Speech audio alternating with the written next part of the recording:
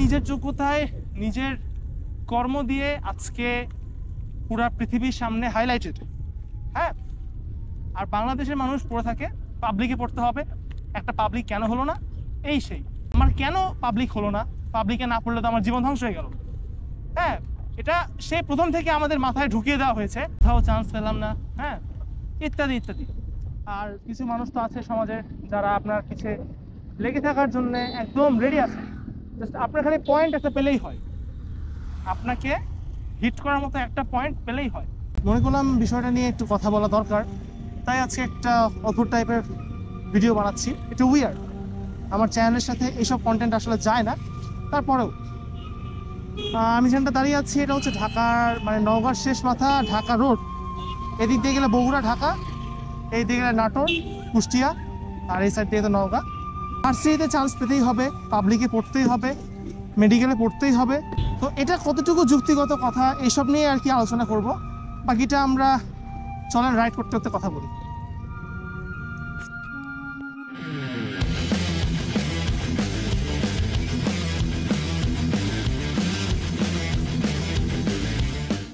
ঢাকা রোডটাতে অতিরিক্ত ধুলা, ওই জন্য দিয়ে গেলাম না, কারণ যেহেতু আজকে কথা বলবো একটু বেশি, সুতরাং ধুলা খাইতে খাইতে কথা বলা যাবে না। আচ্ছা, বিষয়টা হচ্ছে এরকম, আমাদেরকে পাবলিকে চান্স পেতেই হবে, পাবলিক ভার্সিটিতে পড়তেই হবে, ঠিক আছে, আর তারপর কি মেডিকেলে পড়তে হবে, বুয়েটে পড়তে হবে, ইঞ্জিনিয়ারিংয়ের ক্ষেত্রে। তো এই বিষয়টা কতটুকু যুক্তিগত, ভিডিওর প্রথমে বলে দিচ্ছি, পাবলিক অলওয়েজ পাবলিক, অবশ্যই সেরা, সর্বদাই সেরা, এটা নিয়ে কোনো সন্দেহ নাই। তবে এখানে একটা তবে আছে, সেটা হচ্ছে আমাদের সমাজে কিছু মানুষ এমনভাবে এই জিনিসটা আমাদের মাথায় সেট আপ করে দিয়েছে, আমরা যদি পাবলিকে না চান্স পাই, আমরা যদি পাবলিকে না পড়াশোনা করতে পারি, আমাদের জীবনটা ব্যর্থ, কি করলাম জীবনে, কোথাও চান্স পেলাম না, হ্যাঁ, ইত্যাদি ইত্যাদি। আর কিছু মানুষ তো আছে সমাজে যারা আপনার পিছে লেগে থাকার জন্য একদম রেডি আছে, জাস্ট আপনার খালি পয়েন্ট একটা পেলেই হয়, আপনাকে হিট করার মতো একটা পয়েন্ট পেলেই হয়। আপনি যদি বিল গেটসের জীবনী না জেনে থাকেন তাহলে একটু গুগল করে বিল গেটসের জীবনীটা জেনে নিবেন। এছাড়া আরো বড় বড় কথায় মানুষ দেখবেন, এদের সাকসেস হওয়ার পিছনে কিন্তু এইসব পাবলিকের কোনো কিন্তু হাত নাই। পাবলিক ভার্সিটি বলেন বা মেডিকেল বলেন, যেটাই বলেন, এরা নিজের যোগ্যতায় নিজের কর্ম দিয়ে আজকে পুরা পৃথিবীর সামনে হাইলাইটেড। হ্যাঁ, আর বাংলাদেশের মানুষ পড়ে থাকে পাবলিকে পড়তে হবে, একটা পাবলিক কেন হলো না, এই সেই। আসলে দোষটা আমাদের না, দোষটা হচ্ছে প্রথম থেকেই আমাদের মাথায় এই জিনিসগুলোকে এমনভাবে ইনজেক্ট করা হয়েছে যে এখন আমরা সেগুলোই বারবার ভাবি যে আমার কেন পাবলিক হলো না, পাবলিকে না পড়লে তো আমার জীবন ধ্বংস হয়ে গেল।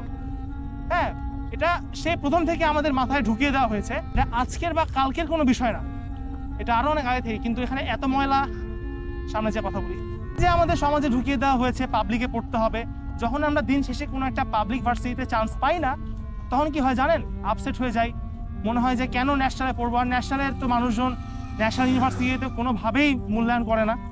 হ্যাঁ, বেসরকারি যেটুকু মূল্যায়ন হয় ন্যাশনাল ইউনিভার্সিটির সেটুকুও মূল্যায়ন হয় না, মানে জাতীয় বিশ্ববিদ্যালয়ের কথাগুলো বলছি আমি। তো দিন শেষে মনে হয় কেন এসবে পড়বো, কি দরকার, মানে এক কথায় আপনি লাইফে একটা মানে আপনার ভিতরে আপসেট চলে আসে। হ্যাঁ, কোনো কিছু করতে ভালো লাগে না। অনেকে একটা কথা বলবে, আপনি পাবলিকে পড়েন না দেখে ভাই এরকম কথা বলছেন, না, বিষয়টা এরকমটা না। আমারও জীবনে একটা স্বপ্ন ছিল একটা পাবলিক ভার্সিটিতে চান্স পাবো, কিন্তু বিষয়টা হয়ে ওঠে নাই। হ্যাঁ, হয়নি। এখন যদি না হয় আমি কি করতে পারবো, দেখেন, আপনাকে পাবলিকেই পড়াশোনা করতে হবে, পাবলিকেই পড়ে সবাই আজকে জীবনে সাকসেস হয়েছে। হ্যাঁ, বেসরকারি বা ন্যাশনাল থেকে পড়ে কিচ্ছু করতে পারেনি, বিষয়টা এরকম না।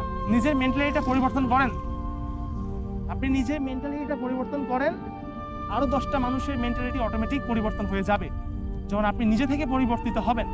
এটা আমার কথা ভাই। যেই ছেলেটা বা যেই মেয়েটা পাবলিকে চান্স পায় নাই, তাকে উল্টাপাল্টা কথা শোনায়েন না যে দেখ পাশের বাড়ি এই করছে, ওই চান্স পাইছে, আমি কেন পাইলাম না, তুই কেন পাইলি না, সরি, এইসব কথাবার্তা বলেন না। মনের মধ্যে একটা রং, মানে কি বলবো, একটা পয়জন ঢেলেন না। আমি নিজে এই জিনিসগুলো সাফার করেছি, যার কারণে আমি এগুলো খুব ভালো মতো করে বুঝি। তবে হ্যাঁ, একটা আক্ষেপ সবসময় থাকে, একটা কষ্ট সবসময় থাকে যে আমার পাবলিকে হলো না, সবাই সরকারিতে পড়ে, আমার অনেক পরিচিত। হ্যাঁ, একটা আক্ষেপ থাকেই ভাই, এই আক্ষেপটা আমারও আছে। আজকের অবস্থা ভালো না, আর আমি এমন জায়গাতে আছি এখানে আশেপাশে দাঁড়ানোর মতো জায়গাও নেই। যদি হুড়মুড় করে বৃষ্টি চলে আসে ঝামেলায় হয়ে যাবো। তো যেটা বলছিলাম,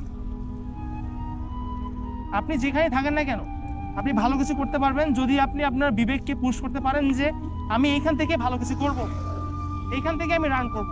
যেটা বলছিলাম, মানুষকে যদি আপনি মোটিভেশন দিতে পারেন দেন, কিন্তু কাউকে এইসব কথাবার্তা বলেন না যে ওই চান্স পেলে তুই কেন পারি না, হ্যাঁ ওর এটা হলো তোর কেন হলো না। মানে কারোর সাথে কারো কম্পেয়ার করেন না। যে যার জায়গা থেকে সেরা। আপনার মতো আমি হতে পারবো না, আমার মতো আপনি হতে পারবেন না, আমি এটাই মনে করি। আর ওই যে একটু মেন্টালিটি পরিবর্তন করেন, মানুষকে সাপোর্ট দেন, যে কোনো জায়গা থেকে উন্নতি করা সম্ভব। হ্যাঁ, পাবলিক অনেকেরই স্বপ্ন, বেসরকারিতে অনেকেই করতে পারে না, টাকার সমস্যা থাকে, আর্থিক বিষয় থাকে, ভালো লাগে না। ভাই আমারও একই অবস্থা, কিন্তু কি করবো, দেশের একটা জায়গাতে তো থাকতে হবেই, এখান থেকে তো পড়াশোনা করতেই হবে, তাই না? এই হচ্ছে বিষয়টা।